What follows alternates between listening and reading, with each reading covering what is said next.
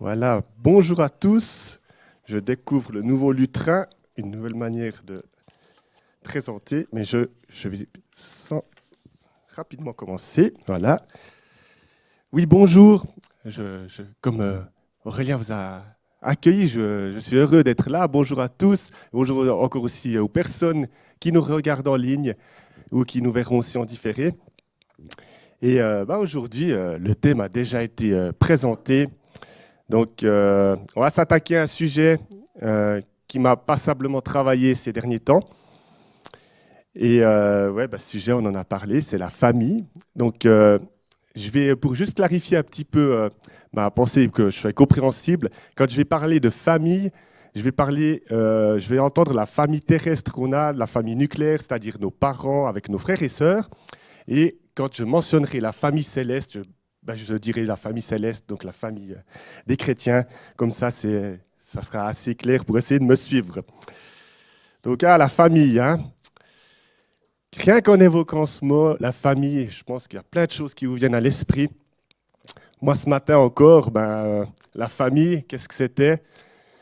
En me réveillant, Muriel a pu nettoyer le lit de Louise. Et un peu plus tard, j'ai un peu dû nettoyer le salon. Donc, je vous laisse imaginer ce qui est arrivé. Louise est malade, c'est la vie, ça arrive. Et on pense bien à elle à la maison, avec Muriel aussi qui la garde et qui nous écoute. Je pense bien à eux en tout cas. Et c'est vrai que la famille, c'est des bons moments, mais c'est aussi parfois des moments douloureux. C'est aussi des émotions, des souvenirs qui peuvent être tant positifs que négatifs. Et pour ma part, je dois avouer que c'est un mixte des deux. Et je confesse que ce qui m'a poussé à vouloir creuser ce sujet ce matin, c'est justement, entre autres, par rapport à des événements qui sont arrivés dans la famille dont je suis issu, qui traversent des difficultés. Et par pudeur et par respect pour les membres de cette famille, je vais bien sûr pas déballer mes histoires de famille ici. Je ne crois pas que c'est le lieu. Donc désolé pour les amateurs de Télérago, mais vous pouvez passer votre chemin. Mais cette situation conflictuelle, elle m'amène à confronter mon vécu, ce que je vis dans ma situation, avec ce que la parole de Dieu a à nous dire, à comment est-ce qu'elle aborde ces sujets, est-ce qu'elle les aborde. Mais voilà, c'est entre autres pour ça que j'ai choisi un peu de parler de la famille de Jésus ce matin. Et ce n'est pas un hasard, c'est justement dans ce temps où on voit les rencontres de Jésus avec différents personnages que j'ai choisi une rencontre avec les membres de sa famille. Et en fait, je triche un peu parce que ce n'est pas vraiment une rencontre avec les membres de sa famille. On va le voir justement dans le texte que j'ai choisi pour la base de cette prédication. Ce texte que j'ai découpé en deux, c'est dans Marc au chapitre 3, les versets, je lis d'abord 20 à 21 pour donner le début du passage. Ensuite, il y a un passage avec les pharisiens que je ne vais pas lire. Et ensuite, je suivrai dans Marc 3, les versets 31 à 35. Donc, je commence dans Marc avec les versets 20 et 21.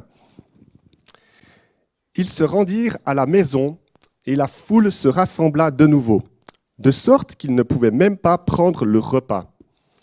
Lorsqu'ils l'apprirent, les membres de la famille de Jésus vinrent pour s'emparer de lui, car ils disaient « Il a perdu la raison ».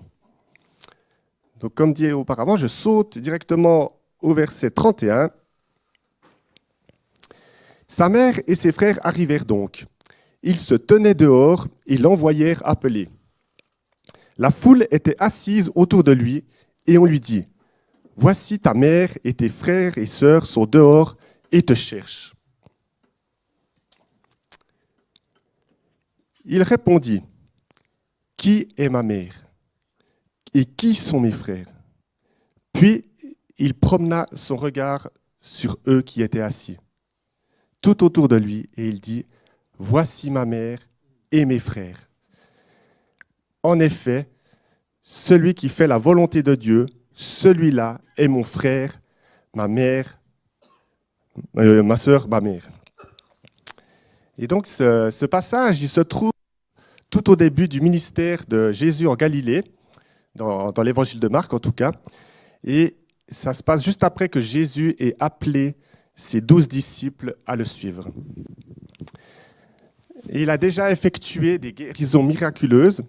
Il a déjà eu quelques altercations avec les chefs de la loi, avec les pharisiens. Et entre autres sur des sujets tels que qu'il n'était pas venu appeler des gens qui étaient justes, mais qu'il était justement venu appeler des pécheurs, un sujet qui pouvait déranger. Justement, Jésus s'approchait de personnes qui étaient vraiment en marge de la société. Et ce n'était pas forcément bien vu de la part des pharisiens. Et Jésus aussi a dit qu'il était le maître du sabbat. Alors là, scandale, c'était aussi quelque chose qui n'était pas trop apprécié de la part des dirigeants de l'époque. Et donc, en résumé, le royaume de Dieu a commencé à faire irruption par l'arrivée de Jésus. Et ce n'est pas surprenant que quand... Ah, c'est bon. Pardon, il y a une petite coupure. Donc, ouais, je dis, c'est pas surprenant quand le royaume de Dieu est en marche qu'il y ait des oppositions. Et sur le chemin du royaume de Dieu, on voit souvent qu'il y a de l'opposition, parce que bien sûr, ça déplaît au mal, et voilà, il y a des oppositions. Et on le voit aussi dans le passage que je viens de lire, que Jésus, il dérangeait aussi apparemment les membres de sa famille. Et on va justement un peu s'attarder sur les différents membres de la famille de Jésus. Parce que de qui est-ce qu'on parle quand on fait allusion à la famille immédiate ou justement cette famille, ses frères et sœurs, ses parents. Et alors, quand on fait référence aux parents de Jésus, je crois qu'on connaît bien l'histoire qu'on lit souvent à Noël, qui se trouve dans les évangiles de Luc et Matthieu. Il nous présente clairement Marie et Joseph comme ses parents terrestres, avec la précision quand même que Joseph n'est pas son père biologique, car on le sait, Marie est tombée enceinte sous l'action du Saint-Esprit. C'est vrai qu'on le relit chaque année à Noël. Mais ce sont eux qui sont ses parents terrestres.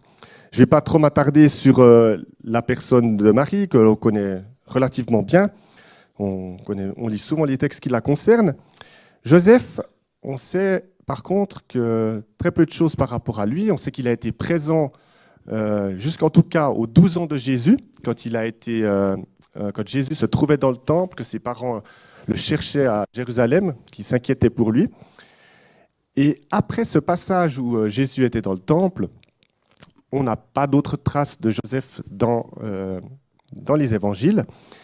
Et beaucoup de commentateurs sont assez d'accord pour dire que Joseph est certainement décédé entre les 12 ans de Jésus et le début du ministère public de Jésus en Galilée.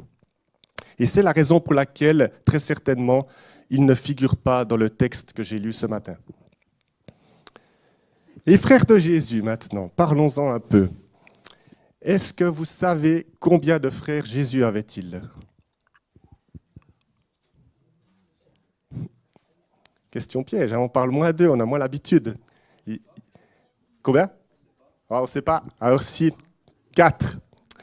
4. Il y a un verset qui nous le dit dans Marc 6, 3, et on le trouve aussi dans Matthieu 13, 55, 56. En tout cas, sur ce verset, on part du principe qu'il avait 4 frères et sœurs. Il les nomme, c'est Jacques, Joseph, qu'on dit aussi des fois José, Simon et Jude. Alors, on sait que ces frères de Jésus, selon Jean 7, 5, que ces frères ne croyaient pas en Jésus, en tout cas avant qu'il soit mort et ressuscité. Après sa résurrection, c'est clair que c'est dit, on le trouve dans Actes 1, 14, qu'ils ont rejoint la communauté des disciples de Jésus, et donc qu'ils l'ont accepté comme Messie et comme Seigneur de leur vie.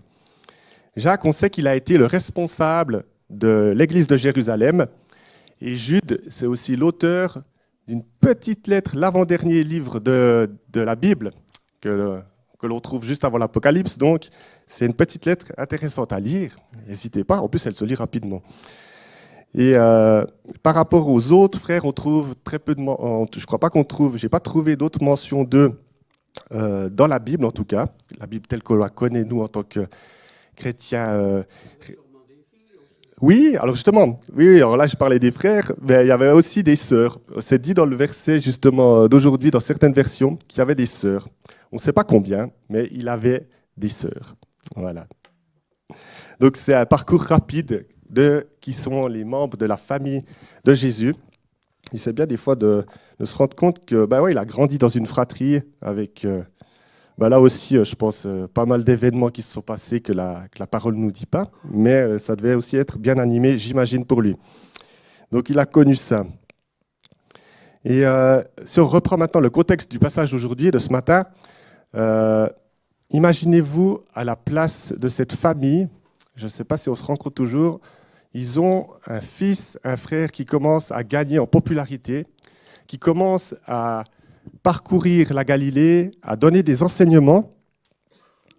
Et ces enseignements, ça va un peu à l'encontre des choses qu'on a l'habitude d'entendre. Ça perturbe les dirigeants.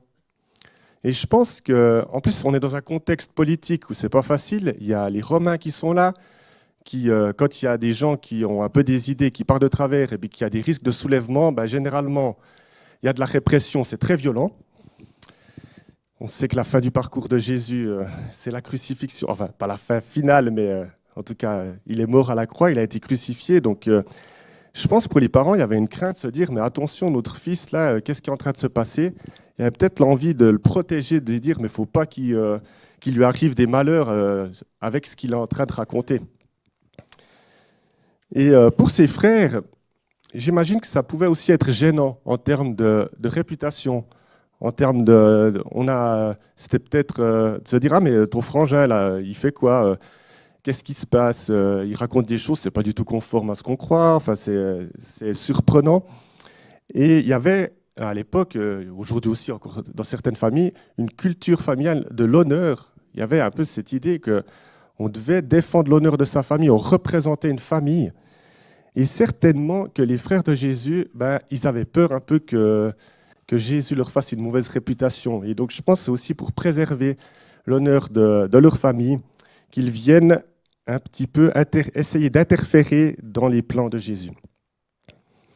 Et ça m'a amené aussi à la question de nous. Quelles sont les attentes, je dirais, dans la société dans laquelle on vit aujourd'hui par rapport au rôle que l'on attribue à notre famille? Qu'est-ce que ça devrait être? Alors, voici une proposition rapide, mais il y a un des rôles qu'on demande à la famille, généralement, c'est de protéger les membres de la famille, que ça soit de manière toute simple physiquement, mais aussi de manière émotionnelle par rapport à ce qui arrive des fois à l'école, à d'autres endroits, de prendre la défense des membres de notre famille. On a aussi l'éducation, bien sûr, qui rentre dans les rôles qu'on attend. La socialisation aussi par rapport aux normes de la société, comment on se comporte, les valeurs que l'on défend. Le soutien, qui est en lien avec la protection. Le soutien, que ce soit matériel, on donne habituellement un habitat, un endroit où être, à manger. Le soutien psychologique. Et enfin, transmettre une identité. C'est vrai qu'à notre naissance, nos parents nous donnent un nom. Et on a une certaine appartenance à cette famille. On est issu d'ancêtres qui sont venus avant nous et on aura des descendants, si Dieu nous en fait la grâce. Et donc, il y a un peu une espèce de notion de mémoire collective aussi dans une famille, je dirais, comme elle est vue de manière générale. Et on voit justement que la famille de Jésus, en tout cas dans cette histoire, comme je l'ai dit, elle rentre un peu dans son rôle de vouloir protéger Jésus, mais aussi de vouloir aussi un peu en quelque sorte préserver l'honneur de cette famille. Alors voilà pour le cadre de cette famille, mais maintenant venons-en à ce que Jésus répond à cette intervention que les membres de sa famille essayent de le faire. Alors, dans le texte, on voit bien que les gens de la famille de Jésus, enfin les membres de la famille de Jésus n'arrivent pas à l'atteindre, ils n'arrivent pas à aller jusqu'à lui, car il y a une foule tellement énorme qu'il est dans une maison, c'est dit, sa famille est à l'extérieur, ils n'arrivent pas à rentrer, parce que Jésus est populaire, donc il y a beaucoup de monde autour de lui. Et comment est-ce que Jésus réagit? Eh bien, ce qui est important pour comprendre un peu sa réaction, c'est qu'à ce moment-là, Jésus il est en train d'enseigner. Il a eu une confrontation avec les pharisiens qui lui ont posé des questions, il y a eu des échanges, et il est en train d'enseigner la foule. Et le fait qu'on vienne lui dire « Ah, il y a les membres de ta famille qui sont dehors, qui aimeraient te parler », lui, il va utiliser cet événement pour donner un nouvel enseignement. Et c'est une méthode, justement, il va répondre justement par une question à ça. Et c'est une méthode pédagogique qui est souvent utilisée, Jésus, pour pousser ses interlocuteurs à la réflexion personnelle et à essayer de révéler leur motivation cachée ou contourner une tentative de piège, entre autres avec les pharisiens. Il y a des passages bien connus où les pharisiens lui posent une question et lui répond par une autre question.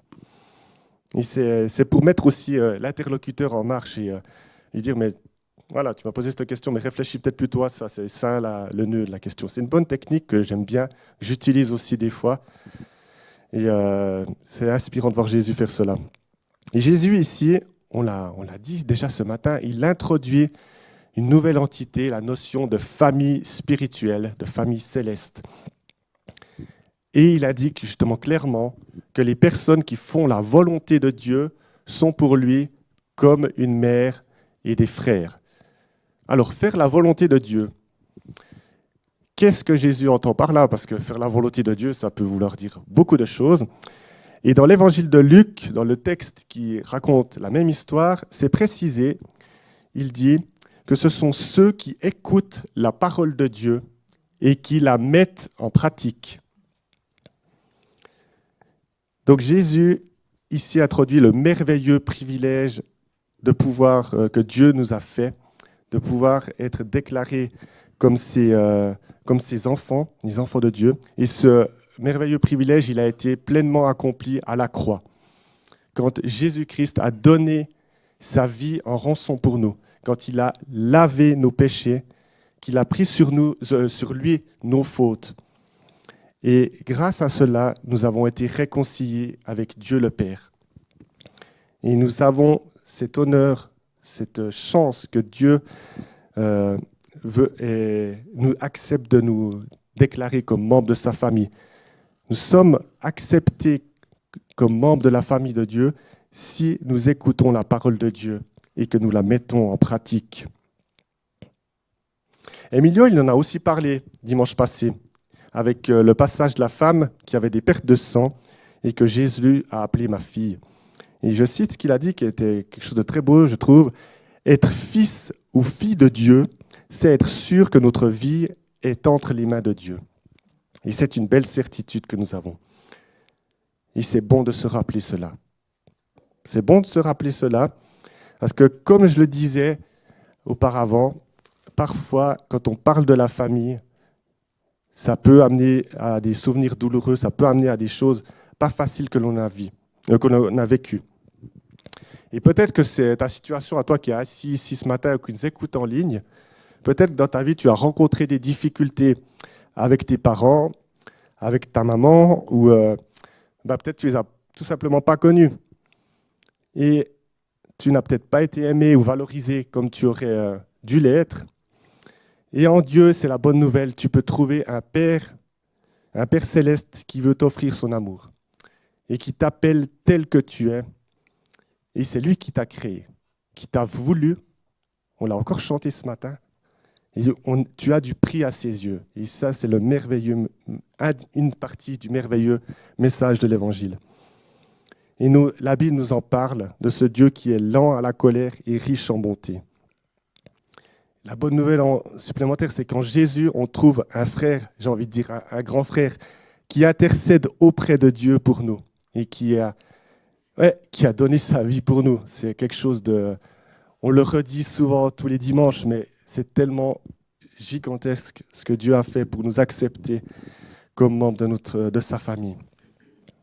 Et Jésus, une fois remonté vers son Père, il a envoyé son Esprit qui est avec toi tous les jours et qui te permet d'œuvrer grâce à ce Saint-Esprit. Et dans l'Église, on trouve des frères et sœurs en Christ qui aussi essayent de marcher à sa suite du mieux qu'ils peuvent. Donc Dieu t'accepte, toi, dans cette famille, si tu acceptes toi aussi de l'écouter et de faire ce que sa parole nous dit de faire. Alors, c'est un beau cadeau, mais encore faut-il faire ce que la parole de Dieu nous demande de faire, et ce n'est pas toujours simple. Mais ce cadeau, il est là pour ceux, encore aujourd'hui, qui acceptent ce message de l'Évangile. Et néanmoins, c'est clair, on le voit dans le passage d'aujourd'hui et dans d'autres passages de la parole, que l'Évangile sème la division. Il y a des personnes qui refusent l'Évangile et qui n'y croient pas. Et c'est une triste réalité que parfois on rencontre dans nos familles terrestres. Jésus, il a averti ses disciples. Il l'a dit, je lis maintenant dans Matthieu 10, un passage pas simple, hein, mais je le lis quand même. Matthieu 10, les versets 34 à 39. C'est quand il a appelé ses disciples, il leur a dit « Ne croyez pas que je sois venu apporter la paix sur la terre. Je ne suis pas venu apporter la paix, mais l'épée. Car je suis venu mettre la division entre l'homme et son père, entre la fille et sa mère, entre la belle-fille et sa belle-mère. Et l'on aura pour ennemis les membres de sa famille.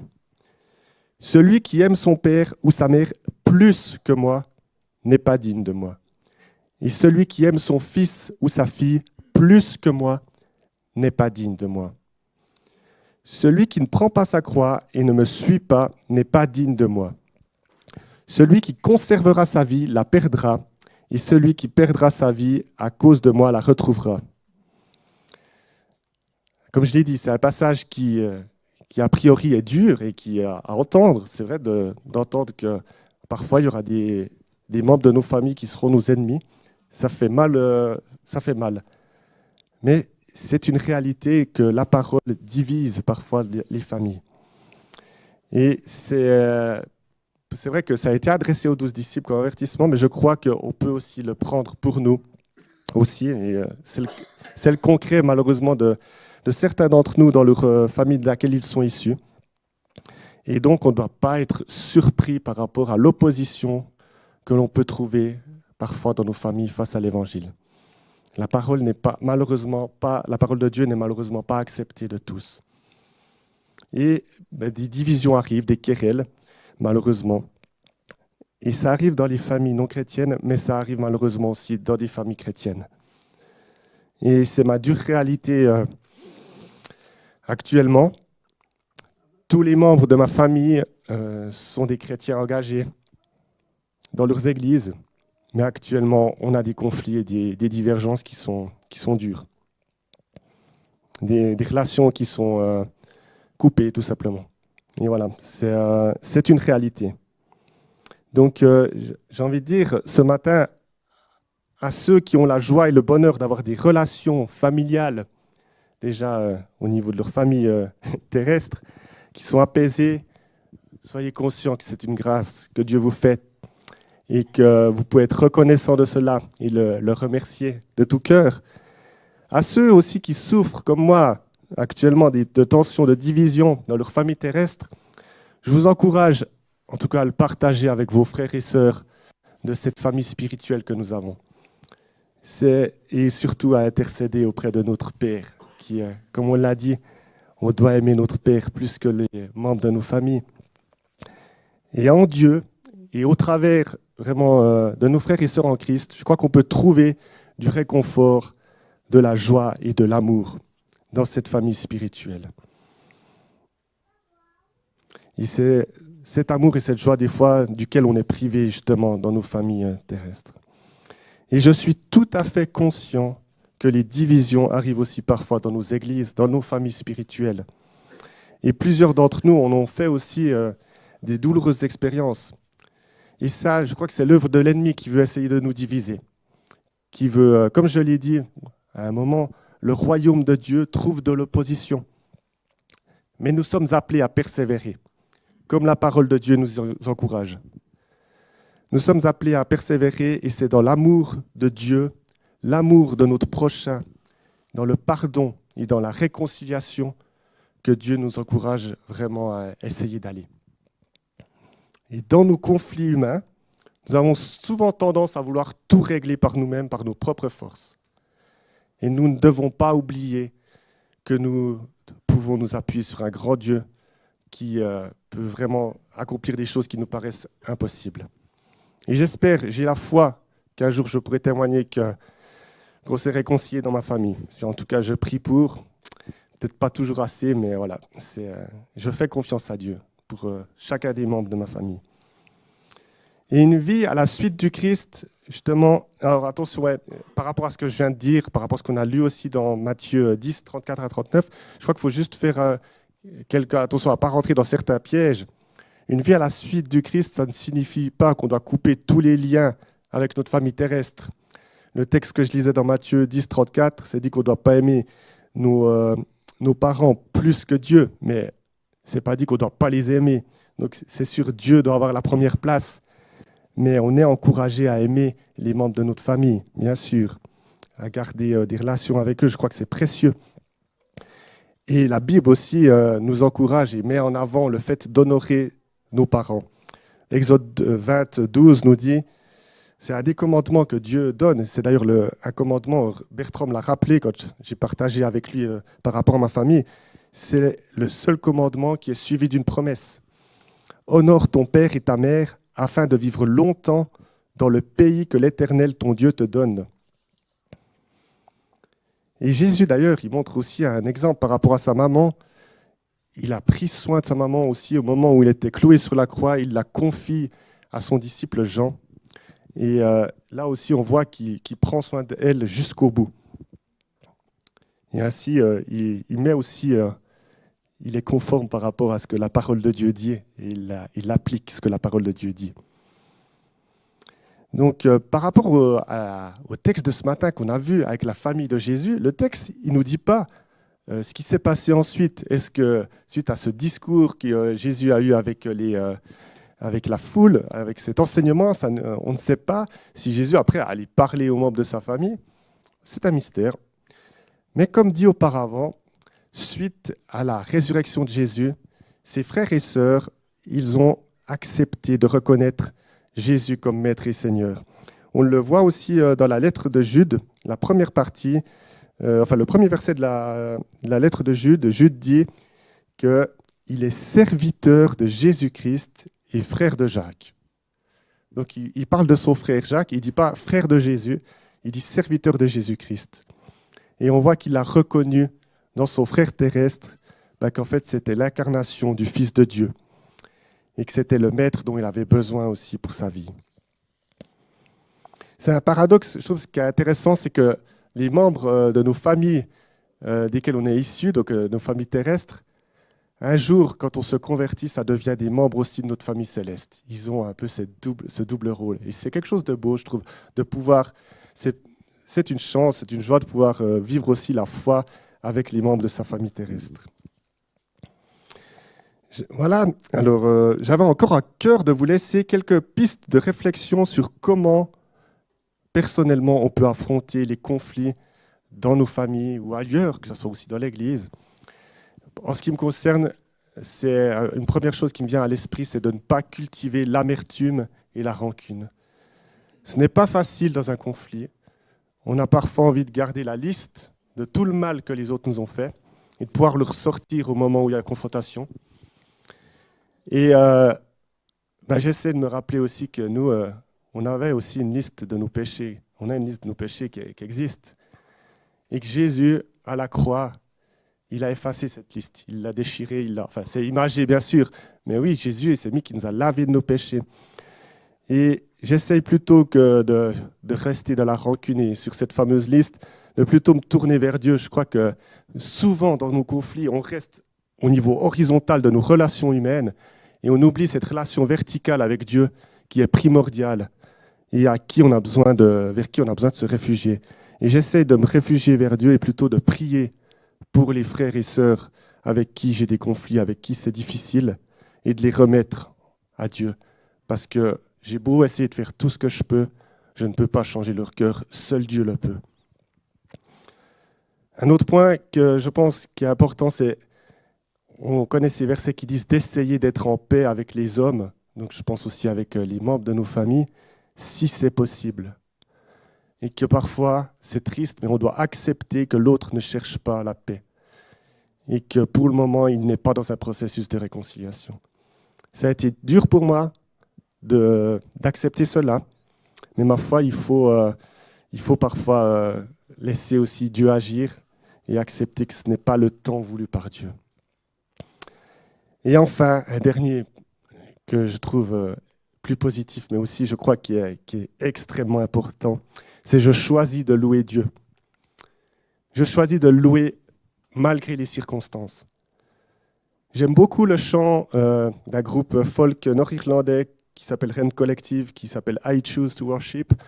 Et justement, dans ce chant, ça dit que malgré les circonstances, quand on est dans la vallée de l'ombre, de la mort, malgré tout ce qui nous arrive, on continue de faire confiance à Dieu. On choisit de le prendre par la main et de marcher avec lui. Et ces paroles, et ouais, chanter ce chant, ça me fortifie et ça m'aide aussi dans les périodes plus sombres.